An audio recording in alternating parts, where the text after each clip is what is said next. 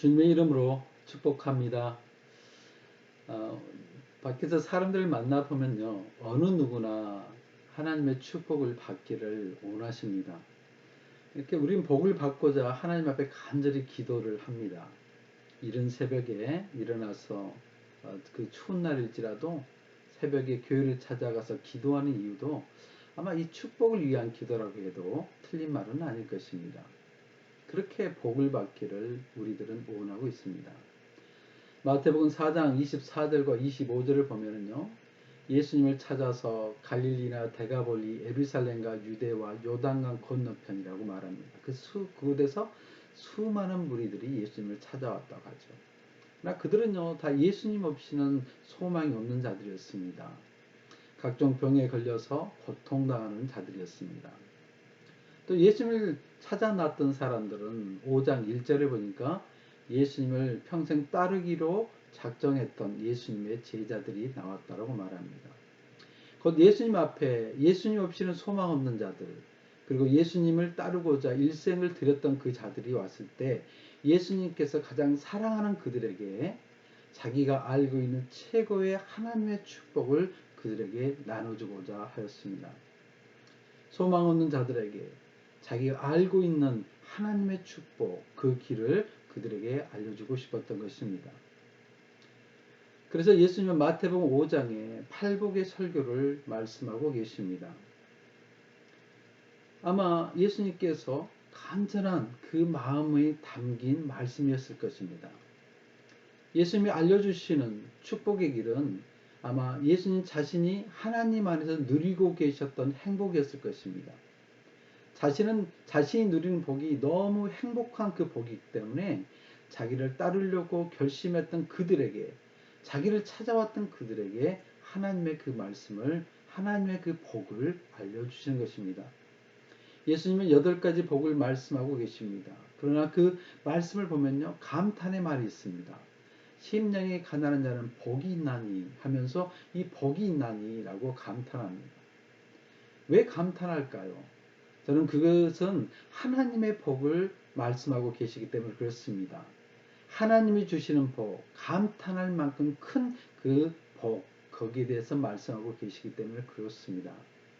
예수님은 팔복을 말씀하시는데 그 팔복은요, 세상이 말하는 복이 아니었습니다. 하나님이 주시는 복이라는 것입니다. 하나님이 주시는 복이라면 이 세상에 어느 거대한 부자가 주는 복보다도 더 크지 않을 수 없을 것입니다. 하나님이 주시는 복, 그 복은 세상의 복과 달라서 이 세상에 무엇으로도 얻을 수 없었고 빼앗을 수도 없고 오직 하나님이 주시는 그 복, 그것을 우리에게 알려주고 계십니다. 근데 이 팔복을 자세히 보면요, 이 팔복은 예수님의 성품을 말하고 있습니다. 심령이 가난한 자, 애통하는 자, 온유한 자, 의에 줄이고 목마른 자, 긍휼히 여기는 자, 의를 위하여 박해를 받는 자, 하나님 때문에 박해를 받고 욕을 먹는 자. 이 8가지는 예수님이 하나님을 위하여 살고 계셨던, 곧 하나님 안에서 살고 계셨던 예수님의 성품, 곧 그분의 삶이었습니다. 다시 말해 예수님 없이 소망이 없고 오직 예수님을 바라보고 따르기로 작정한 그 그리스도인들에게 하나님의 복을 받는 그 길은 예수님의 성품을 닮은 것이라는 겁니다.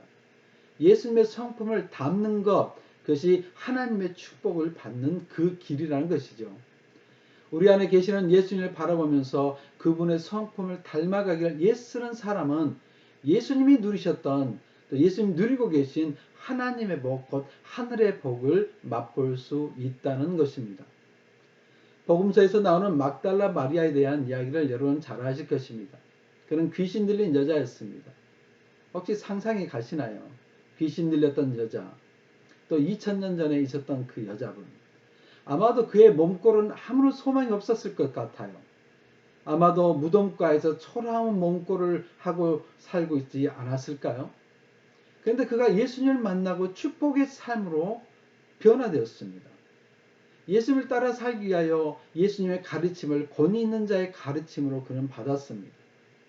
예수님의 가시는 길이 비록 험난한 십자가의 길일지라도 예수님을 떠나지 않고 그 골고다의 길까지도 따라갔던 막달라 마리아.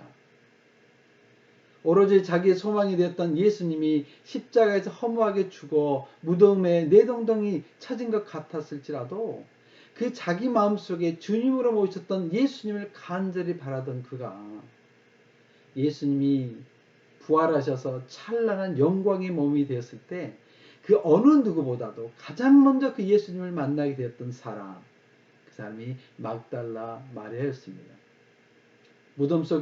무덤에서 그 옆에서 그렇게 있었던 막달라 마리아가 예수님을 마음속에 모시고 예수님의 성품을 따라서 예수님을 따라 살았던 그 막달라 마리아의 삶은 완전히 바뀌었습니다. 만군의 여호와 하나님이 그 마리아의 이름을 기억하고 그 마리아를 부르셨던 그 이름, 영원한 생명을 소유한 자가 되었습니다. 하나님이 주시는 복은 우리 마음속에 주님으로 모신 예수님을 바라보고 그분에게 주목하고 그분의 성품을 닮으려고 그분을 따라 살아가는 자들에게 주어지는 것입니다. 사랑하는 여러분, 하나님의 축복을 원하십니까? 우리 마음속에 오신 예수님을 바라보고 그분을 주목하시고 닮기 위해서 예수님의 삶을 따라 사시기를 바랍니다.